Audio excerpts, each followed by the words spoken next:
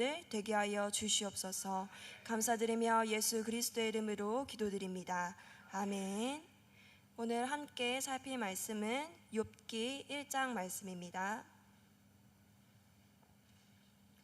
욥기 1장 1절부터 5절 말씀입니다.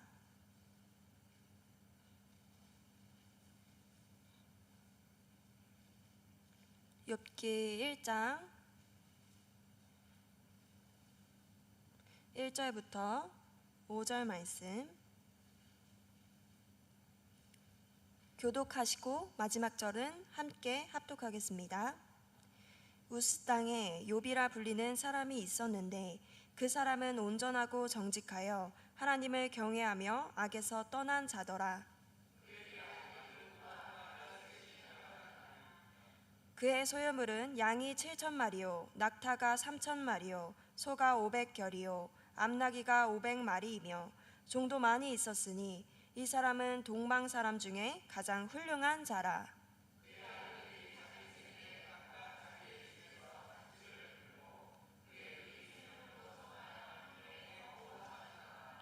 그들이 차례대로 잔치를 끝내면 욥이 그들을 불러다가 성결하게 하되 아침에 일어나서 그들의 명수대로 번제를 드렸으니 이는 욥이 말하기를 혹시 내 아들들이 죄를 범하여 마음으로 하나님을 욕되게 하였을까 함이라. 욥의 행위가 항상 이러하였더라. 아멘. 혹시 이 광고를 아십니까? 세상에서 제일 작은 카페.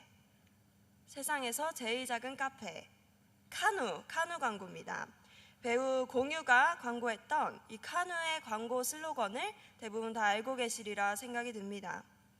그런데 오늘은 세상에서 제일 작은 교회라고도 할 수 있는, 아니 우리 교회의 원형이 되는 가정에 대해서 나누려고 합니다. 5월이 무슨 달이죠? 가정의 달입니다. 벌써 5월도 슬슬 마무리가 되고 있는데요. 아쉬우신가요? 어린이날, 어버이날은 어떻게 보내셨나요? 가정에서 가족끼리 즐거운 시간을 보내셨나요? 이 가정은 하나님께서 우리에게 주신 선물입니다. 예수님의 부활을 목격한 이 신자들이 처음 모여서 예배를 드리기 시작한 곳이 바로 가정입니다. 이러한 초대교회 시기에 가정에 있는 어린이, 이 청소년들 교육은 어디서 이루어졌을까요? 서신서에서 확인할 수 있듯이 주로 가정에서 이루어졌습니다. 당시에는 교회가 특별한 건물이 있었던 것도 아니고 특별한 교육기관, 주일학교를 갖추지 않았습니다. 그렇기 때문에 가정이라는 곳은 예배를 드리는 장소이자 자녀들에게 신앙을 전수하는 교육기관이었고 이 험악한 세상 가운데서도 그리스도인으로 신자로 살아가도록 하는 훈련의 장이었습니다. 그런데 이것은 비단 이 신약 시대에서만 형성된 새로운 모습은 아닙니다. 언제부터 이 가정을 교회라고 얘기할 수 있을까요? 그것은 성경에 따지면 사람이 창조된 후로부터 계속이었습니다. 성경은 처음 아담과 하와가 가정을 이루는 것으로부터 스토리가 시작됩니다. 그 후로부터 이 가정은 항상 하나님을 예배하는 공동체였습니다.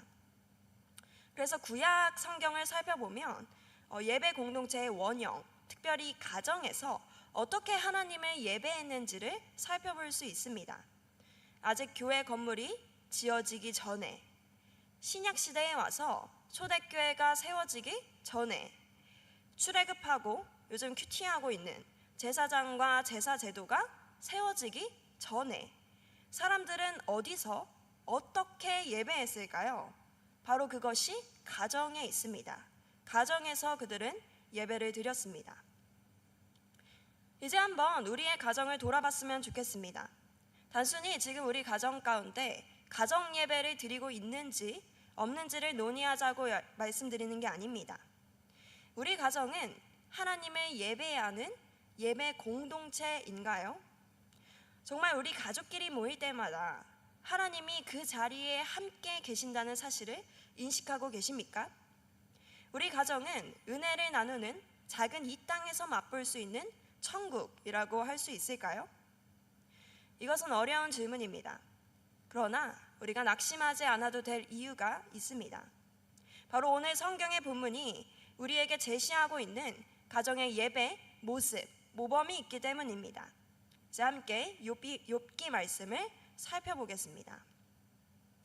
오늘 본문에 등장하는 욥은 오늘날로 따지면 엄친아라고 부를 수 있는 인물이었습니다.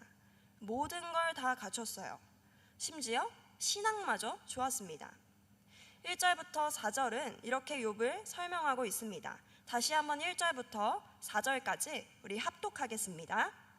우스 땅에 욥이라 불리는 사람이 있었는데 그 사람은 온전하고 정직하여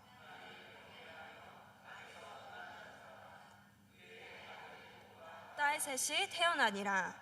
그의 소유물은 양이 7,000마리요 낙타가 3,000마리요 소가 500결이요 암나기가 500마리이며 종도 많이 있었으니 이 사람은 동방 사람 중에 가장 훌륭한 자라. 그의 아들들이 자기 생일에 각각 자기의 집에서 잔치를 베풀고 그의 누이 3명도 청하여 함께 먹고 마시더라. 아멘. 여기 1절부터 4절 말씀을 통해 우리가 알 수 있는 욥에 대한 정보가 나옵니다. 첫 번째, 욥은 하나님을 진심으로 경외하던 사람입니다. 단순히 교회만 나오던 사람이 아닙니다. 그는 온전하고 정직하여 하나님을 경외하며 악에서 떠난 자라고 설명하고 있습니다. 성경에서 이런 사람을 의인이라고 얘기를 하죠. 욥은 정말로 의인이었습니다. 이 중에서 나는 욥 정도는 된다라고 생각하시는 분이 계십니까? 아마 쉽지 않을 것 같습니다. 또 두 번째 정보, 욥은 부자였습니다. 그의 소유물에 대해 구체적으로 양, 낙타, 소, 암나기 그리고 당시의 종까지 많은 숫자가 있었음을 많이 거느리고 있었음을 언급하고 있습니다. 사실 저희가 간절히 원하는 것, 많은 기도 제목 중에 하나, 가정의 재산이 넉넉해지는 것이죠. 그래서 욥은 3절에서 얘기하는 대로 이 재산까지 넉넉하고 동방 사람 중에 가장 훌륭한 자라고 설명할 수 있는 사람이었습니다. 세 번째로 욥의 가정은 화목했던 것 같습니다. 2절에 보면 그의 자녀 관계를 보면 아들 7과 딸 3이 있었습니다. 훌륭하죠. 자녀도 많고 성비도 훌륭합니다. 이 자녀들의 관계가 어땠느냐? 자기 생일이 되면 각자 집에서 잔치를 베풀고 모두가 모여서 함께 먹고 마셨다고 다음 구절에서 설명하고 있습니다. 요즘에 자녀들이 결혼을 하고 또 독립하거나 거리가 떨어져 있으면 생일이 되면 어떻게 하십니까? 보통 전화를 해서 인사를 하거나 잘 챙기면 선물을 잘 돼 있는 카카오톡 선물하기로 이렇게 보내실 수 있을 것 같습니다. 그런데 욥의 가족은 생일에 각각의 집에서 잔치를 벌여서 모두가 그날 함께 모이고 교제했다고 얘기하고 있습니다. 이것은 그들 자녀의 관계가 얼마나 화목하고 있는지를 알 수 있는 구절입니다. 그런데 오늘 가장 중요한 이 욥의 가정의 형태는 본문 5절 말씀에 나오고 있습니다. 우리 5절 말씀을 함께 합독하겠습니다. 그들이 차례대로 잔치를 끝내면 욥이 그들을 불러다가 성결하게 하되 아침에 일어나서 그들의 명수대로 번제를 드렸으니 이는 욥이 말하기를 혹시 내 아들들이 죄를 범하여 욕되게 하였을까 함이라. 욥의 행위가 항상 이러하였더라. 아멘. 욥은 자녀들이 이렇게 차례대로 잔치를 끝내면 그들을 불러서 성결하게 했다라고 말합니다. 아침에 일찍 일어나서 그들의 명수대로 번제를 드렸습니다. 혹시 내 아들들이 어제 죄를 범하지는 않았을까? 그들이 하나님을 욕되게 하지는 않았을까? 하는 이런 부모의 마음, 그 사랑의 마음으로 자녀들을 위한 제사를 드렸습니다. 성경은 이러한 욥의 제사 드리는 설명을 한 가지를 더 덧붙이고 있습니다. 욥의 행위가 항상 이러하였더라. 그렇습니다. 이 욥은 항상 이 자녀들을 위하여 하나님 앞에 회개하고 또 제사를 드리던 한 가족들의 가장이었습니다. 보통 아버지를 가장이라고 얘기를 합니다. 그렇다면 왜 하나님께서는 가장이라는 존재를 허락하셨을까요? 왜 이런 질서를 세우신 걸까요? 돈 벌어오라고? 그래서 가족을 재정적으로 책임지라고? 그런 가장의 존재가 그런 목적일까요? 아닙니다. 성경에서 얘기하고 있는 이 가장의 모습은 그렇지 않습니다. 구약 처음부터 아담, 노아, 아브라함, 야곱, 그리고 오늘 등장하는 욥까지 다들 가장이었는데요. 이들 시대에는 앞서 언급한 대로 제사장과 제사 제도가 특별히 없었습니다. 지금 큐티하고 있는 민수기, 그 시기에 와서야 하나님께서 직접적으로 구체적으로 백성들에게 제사 제도를 세우신 것이지 그전에는 그렇지 않았습니다. 그렇다면 누가 이 가정에서 제사를 주도해서 드렸을까요? 바로 그것이 아버지였습니다. 가장이었습니다. 훌륭한 가정이란 바로 이러한 신앙의 질서, 신앙의 역할이 바로 세워져서 하나님을 예배하는 가정입니다. 이 가장의 가장 중요한 역할은 돈을 많이 벌어오고 그 돈으로 이 세상 가운데 가족을 책임지는 것이 아닙니다. 함께 이 가정에 손을 붙들고 하나님 앞으로 나아가도록 하는 제사장의 역할이 있다는 것입니다. 미국에 대한 여러 가지 엇갈린 의견이 있습니다. 또 각종 범죄로 가득한 뉴스들을 우리가 마주할 수 있죠. 하지만 여전히 이러한 미국에서도 바이블벨트 지역은 신앙의 명맥을 이어가고 있습니다. 한인교회를 제외한다면 미국 사람들은 금요기도회를 드리지 않습니다. 저희처럼 수요 예배도 드리지 않고 매일매일 새벽 예배를 드리는 것도 아닙니다. 이렇게 따지면 우리는 썬데이 크리스찬이라고 생각할 수도 있겠죠. 별로 신앙이 성숙하지 못하는 것 같기도 합니다. 그런데 놀라운 점은 그 지역의 아이들의 모습에서 발견이 되었습니다. 제가 지금 학교에서 같이 공부하고 있는 한 전도사님이 계십니다. 그분이 청소년 시절에 미국에서 살았다고, 홈스테이 이렇게 살았다고 합니다. 보통 저희 나라에서 요즘 학교 끝나고 가는 청소년들의 모습이 어떻죠? 보통 친구들과 놀러 가라, 또 집에 빨리 가서 쉬고 저녁 먹으러 가고, 요즘에는 학원이 거의 90%인 것 같습니다. 학원을 바로 가는 아이들이 제일 많습니다. 그런데 이 미국 바이블벨트 지역의 아이들은 학교가 끝났는데 다 집에 가지 않더랍니다. 처음에 이 전도사님은 혼자 처음 갔으니까 영문을 모르고 하교를 했습니다. 그런데 하루가 지나고 이틀이 지나고 3일이 지났는데 그 학교 아이들이, 친구들이 다 집에 안 가고 어디론가 막 일사불란하게 이동을 하는 겁니다. 그래서 어느 날은 궁금증이 생겨서 그들을 따라가 보았습니다. 도대체 어디 가서 뭘 하는 건가 이렇게 따라가 봤는데 이 학생들이 3, 4, 5 모여서 각자의 교시에 그리고 각자의 학교 공간에서 모이고 있었다고 합니다. 그 사람들이 뭘 하고 있느냐 깜짝 놀랐습니다. 그 학생들끼리 예배를 드리기 시작한 것이었죠. 학생들이 직접 이 말씀을 읽고 해석하고 찬송하고 기도하는 모습이 나타났습니다. 모두 학교가 끝나면 자연스럽게 모여서 3, 3, 5 예배를 드리고 인도도 누군가 선생님이 있는 게 아니라 학생들이 돌아가면서 그렇게 예배를 인도했다고 합니다. 이러한 모습에 전도사님은 적잖은 충격을 받았다고 합니다. 그럼 도대체 이 아이들은 어떻게 예배를 드리게 된 걸까요? 말씀을 읽고 해석하는 능력은 어디서 났을까요? 저도 청소년부 아이들과 요즘 큐티 훈련을 하다 보면 말씀을 읽는 것 자체가 너무 어려워합니다. 내용도 어렵고 요즘이랑 동떨어 있고 그렇게 느끼는 것이죠. 그런데 이 친구들은 어떻게 예배를 인도할 정도로 능력치가 올라갔을까요? 그 정답이 가정에 있었습니다. 이들은 수요 예배도 금요 기도에도 새벽 기도에도 없습니다. 그러나 아침이 되면 매일 거실에 모여서 가족들이 성경을 펴기 시작합니다. 그리고 아버지의 주도 아래 하나님 앞에서 가정이 예배를 드리기 시작합니다. 모두가 진실하고 경건하게, 한 사람도 빠짐없이. 이렇게 어려서부터 가정 예배를 통해서 매일 성경을 배우고 또 성경을 해석하는 법을 신학교에 특별히 들어가지 않더라도 이미 익혔고, 그래서 오늘 나에게 주어진 하루를 어떻게 살아야 할지 그 세계관을 갖추게 되는 겁니다. 내가 빨래를 넣을 때, 요리를 할 때, 농사를 지을 때, 직장에서 일을 할 때, 공부를 할 때, 학교에 가서 친구들을 대할 때 어떻게 살아야 하는지 그 성경적인 세계관을 예배를 통해 자연스럽게 익히게 되었습니다. 이러한 가정 예배와 신앙의 전수가 이어져 왔기 때문에 그토록 타락한 미국의 상황 가운데서도 여전히 일부 지역은 신앙의 명맥을 유지하고 흘려보내고 있는 것입니다.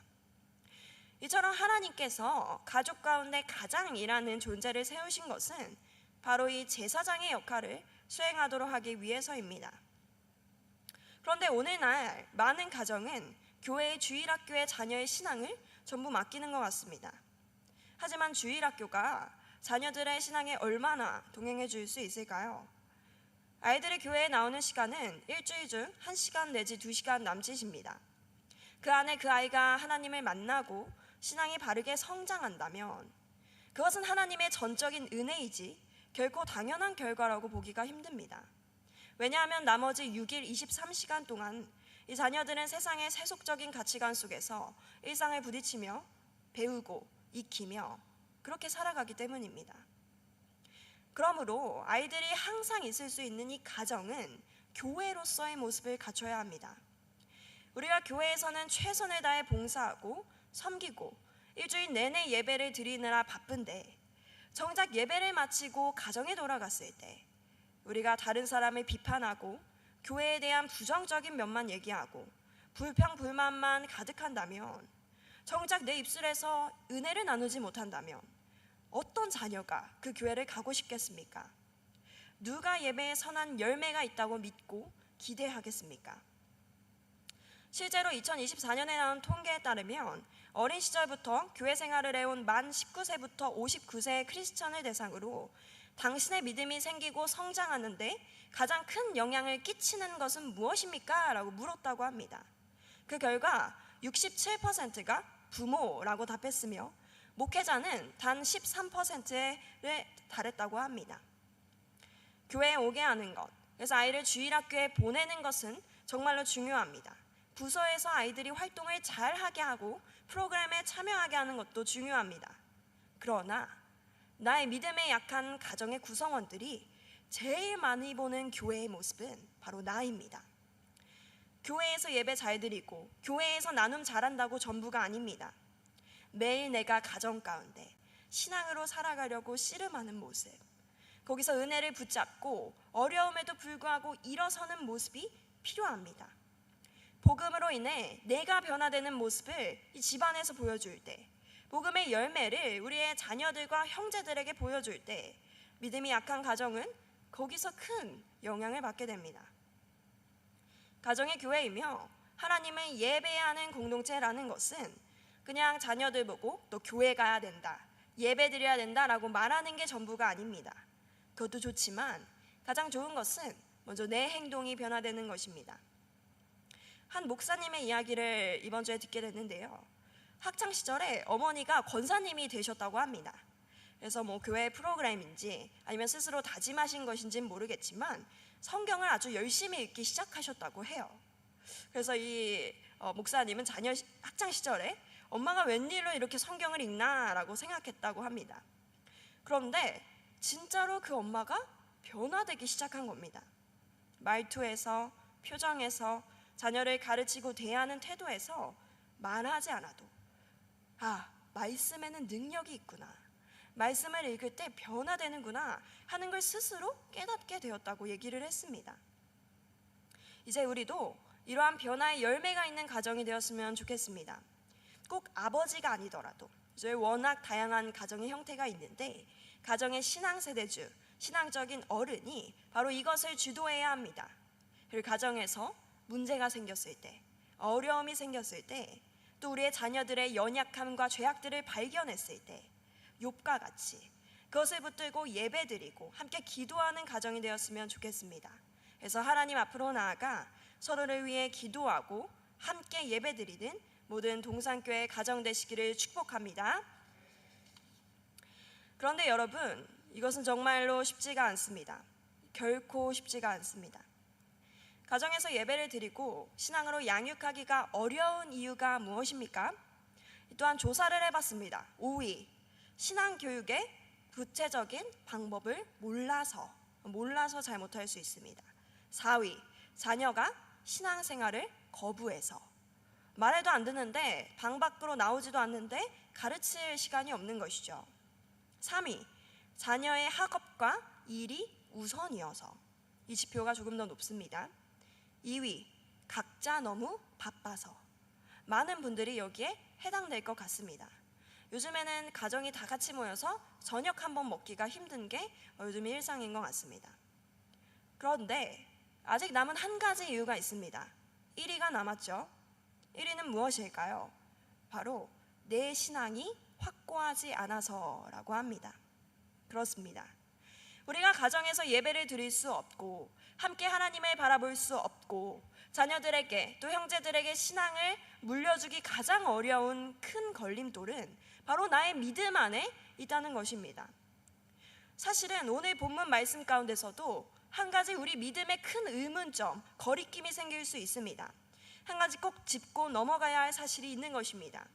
그것은 이토록 예배를 잘 드리던 모범적인 가장, 이 욥의 제사의 결과입니다. 앞선 모든 1, 2, 3, 4, 5위 걸림돌을 이겨내고 자녀들을 불러 매일 아침마다 예배를 드린, 그들의 죄를 위해 중보하고 번제를 드렸던 이 욥, 교육적으로나 가정의 환경적으로나 재산적으로나 훌륭했던 이 욥의 결과는 어땠습니까? 자녀들이 잘 성장해서 지역사회 가운데 믿음의 지도자가 되고 배우자의 관계는 사랑에 넘치는 그러한 믿음의 가정이 되었습니까? 아닙니다. 우리는 알고 있습니다. 욥은 이제 2장으로 넘어가면 순식간에 모든 소유물과 모든 자녀들의 죽음과 배우자의 저주를 경험하게 됩니다. 여느 때와 다름없이 자녀들이 서로 모여서 잔치를 벌이던 화목한 그날, 마침 맏아들 이 장남의 집에서 교제하고 잔치를 벌이고 있던 그때 갑자기 큰 바람이 그 집을 쳐서 건물이 무너지게 됩니다. 그렇게 살아가는 자녀들은 모두 죽음을 겪게 됩니다. 그리고 욥에게 닥친 이러한 고난들을 보며 후에 가면 그의 아내는 이렇게 얘기합니다. 차라리 하나님을 욕하고 당신이 죽어라. 이것이 얼마나 무서운 말입니까? 배우자한테 이러한 말을 하는 것이 쉽겠습니까? 이 욥은 자녀들을 지극히 사랑했던 것 같습니다. 그렇기 때문에 그들이 혹시라도 안 좋은 일을 당할까 싶어서 매일 불러다가 제사를 드렸겠죠. 항상 그랬습니다. 하지만 이 욥의 제사에는 한계가 있었다는 사실을 우리가 알아야 합니다. 불안한 마음으로 매일 반복해서 드려야 했고, 그렇게 예배를 드린다고 해서 내가 자녀들의 인생을 직접 책임져 줄 수 있는 것도 아니었습니다. 그들의 죽음을 내가 대신해서 겪을 수 있는 것도 아니었습니다. 돈도 잘 벌었고 인품도 훌륭하며 지역에서 인정받는 욥이었지만 그런 그조차도 자녀들의 죽음은 막을 수가 없었습니다. 이것은 부모로서, 가장으로서, 또 신앙 세대주로서 우리의 한계를 보여줍니다. 우리도 마찬가지입니다. 우리가 아무리 하나님 앞에서 괜찮은 가정이 되려고 노력해봐도 건강의 문제, 사업의 문제, 관계의 문제, 이러한 작은 하나의 고난만 우리 가정 가운데 닥쳐도 풍비박산 나는 게 바로 우리의 한계입니다. 그때마다 우리의 믿음은 흔들립니다. 그리고 나조차도 하나님의 선하심을 기대할 수 없게 됩니다. 정말 하나님이 살아계신 걸까? 정말 우리 가정 가운데 하나님은 함께 하시는 걸까? 정말 예배드리는 게 의미가 있을까? 한두 번은 우리가 그 상황 가운데서도 용기를 내어서 같이 말씀을 가르치려고 노력하고 함께 같이 기도하자고 교회 가자고 얘기해 볼 수 있습니다. 그러나 그것이 열매 맺지 못하는 상황을 볼 때, 여전히 세상은 우리 가정 가운데 어려움을 가져다 줄 때 우리는 이제 더 이상 하나님을 의지하길 포기합니다. 그 대신 예배보다 좀 더 안전해 보이는 것, 좀 더 중요해 보이는 세상적인 가치를 가정에서 더 언급하고 점점 더 강조하게 됩니다. 바로 이것이 우리의 연약함과 죄성입니다. 이러한 믿음 없는 모습으로는 결코 예배하는 가정이 될 수 없습니다. 그 누구도 하나님께서 만족하실 만한 선한 가정이 될 수 없다는 것입니다. 그렇다면 우리는 어떻게 해야 할까요? 아무리 예배를 드려도 문제는 여전하고 이제는 우리 가정 가운데 하나님을, 믿음을 언급하는 것조차 쉽지 않은 상황이라면 이제 우리는 어디로 가야 할까요? 이 험난한 세상 가운데 어떻게 우리의 자녀들을 보호하고 우리의 가정을 안전하게 지킬 수 있을까요? 죄의 결과는 죽음입니다. 그리고 성경에서는 이러한 죄의 결과로 사랑하는 자녀들이 죽음을 대거 겪는 사건이 한 가지 나오고 있습니다. 무엇일까요? 유월절입니다. 유월절에 대해서 다들 아시리라 생각됩니다. 이스라엘 백성을 출애굽시키기 위해서 하나님께서는 재앙을 10가지 보내십니다. 그 재앙을 쌓고 가장 마지막에 올린 큰 재앙은 장자의 죽음이었습니다. 이 죽음은 신의 아들이라고 불렸던 파라오마저 피해갈 수 없었습니다. 가장 사랑하는 아들, 또 그냥 많은 자녀 중 한 명이 아니라 가족을 대표하는 자였던 모든 장자가 그 순간 죽게 됩니다. 그런데 그 캄캄한 밤, 수많은 가정에서 자녀의 죽음으로 인해 울부짖는 고통의 소리가 가득한 그 밤에 오직 이스라엘 백성만은 이 재앙을 피하게 됩니다. 이것이 어떻게 가능했습니까? 무엇이 이스라엘과 애굽 백성을 구분짓는 기준이었습니까? 그것은 집에 바른 어린 양의 피였습니다. 이집트에서 지금까지 얼마나 높은 사회적인 위치를 갖추었는지, 얼마나 재산이 많았는지, 얼마나 그 집안이 도덕적으로 우세했고 사회에서 인정받는 집안이었는지가 아니었습니다. 오직 문인방과 좌우 문설주에 바른 피, 그 피를 바른 집만이 죽음을 면하게 되었습니다. 그래서 모세와 그 백성의 대표들, 어쩌면 이 가장들은 미친 듯이 양을 잡기 시작했을 겁니다. 그렇게 진동하는 피비린내 가운데 가족들을 모으고 아침까지, 날이 밝을 때까지 한 사람도 그 집 문 밖으로 나가지 못하도록 지켜냈을 겁니다. 하나님께서는 이 유월절을 예식으로 세우셨습니다.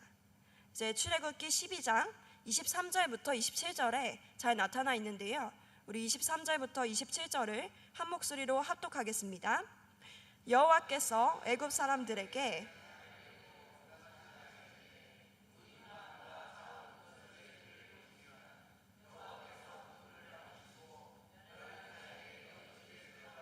너희를 치지 못하게 하실 것임이라. 너희는 이 일을 규례로 삼아 너희와 너희 자손이 영원히 지킬 것이니 너희는 여호와께서 허락하신 대로 너희에게 주시는 땅에 이를 때에 이 예식을 지킬 것이라. 이후에 너희의 자녀가 묻기를 이 예식이 무슨 뜻이냐 하거든 너희는 이르기를 이는 여호와의 유월절 제사라. 애굽 사람에게 재앙을 내리실 때에 애굽에 있는 이스라엘 자손의 집을 넘으사 우리의 집을 구원하셨느니라 하라 하매 백성이 머리 숙여 경배하니라. 아멘. 왜 유월절을 예식으로 세우신 것일까요? 이것은 다음 세대에게 전수하기 위한 것이었습니다. 훗날 너희 자녀가 이것을 묻거든 가르쳐 주라고 말씀하십니다. 왜 가르쳐 주라고 하셨을까요? 그것은 이 사실을 기억해야 하기 때문입니다. 무엇을요? 가정의 구원은 이 험난한 세상과 죽음 가운데서도 우리 가정이 구원받을 수 있는 유일한 길은 오직 어린 양의 피에 있었음을 기억하고자 하는 것입니다. 그리고 그 피가 우리 가정의 문설주에 발려 있다면 어떠한 가정이든 간에 어떠한 연약함이 있었든 간에 그 가정은 구원받는다는 사실을 기억하도록 하기 위해서였습니다. 이제 우리는 이 유월절이 나타내고 있는 한 가지 실체를 알고 있습니다. 그것은 예수 그리스도입니다. 우리 가정에 필요한 것은 부유한 물질이 아닙니다. 커리어가 성공하는 것도 아닙니다. 그래서 세상 가운데 우리 가정이 인정받는 것도 아닙니다. 우리 가정에 필요한 것은 오직 한 분, 예수 그리스도입니다. 맏아들이신 그분께서 단번에 죽으신 그 제사로 대제사장이 되어주시는 그분이 우리 가정의 유일한 중보자가 되어주셔서 우리 가정을 지켜내신다는 사실입니다. 그분의 피가 묻은 곳, 그분의 은혜가 흐르는 그 집은 어떠한 죽음과 어떠한 재앙 가운데서도 안전하고 선한 길로 인도될 수 있습니다. 구약의 가정들도 마찬가지였습니다. 아까 언급한 아담, 노아, 아브라함, 야곱, 그들이 완벽했습니까? 그렇지 않았습니다. 예수님 믿는 가정은 다 화목하고 부유하고 아무런 문제가 없고 건강히 살 수 있습니까? 아닙니다. 그들도 마찬가지였습니다. 얼마나 많은 연약함과 죄악들이 이 창세기 말씀 가운데 드러나고 있습니까? 그러나 하나님께서는 그들이 예배할 때마다, 다시 한번 제단을 쌓을 때마다 넘치는 은혜를 그 가정 가운데 부어 주셨습니다. 다시 한번 소망을 품고 그 가문을 이끌고 하나님이 약속하신 곳까지 도달할 수 있도록 그들을 이끌어 주셨습니다. 그런데 하물며 이제 그 실체인 예수님을 아는 우리가 이 가정 가운데 누릴 수 있는 평안은 얼마나 큰 것입니까? 이제 우리 가정이 예배할 이유는 욥과 같은 두려움이 있지 않습니다. 우리에게 피를 묻혀주신, 우리의 가정을 중보하시는 대제사장이신 예수 그리스도를 찬양하기 위함에 있습니다. 이미 우리 가정 가운데 착한 일을 시작하신 그리스도께서 우리의 가정을 책임지시고 모든 이들을 구원하게 하기까지 인도하실 줄 우리가 믿고 포기하지 말아야 합니다. 이제 우리가 다 같이 하나님 앞으로 나아갔으면 좋겠습니다.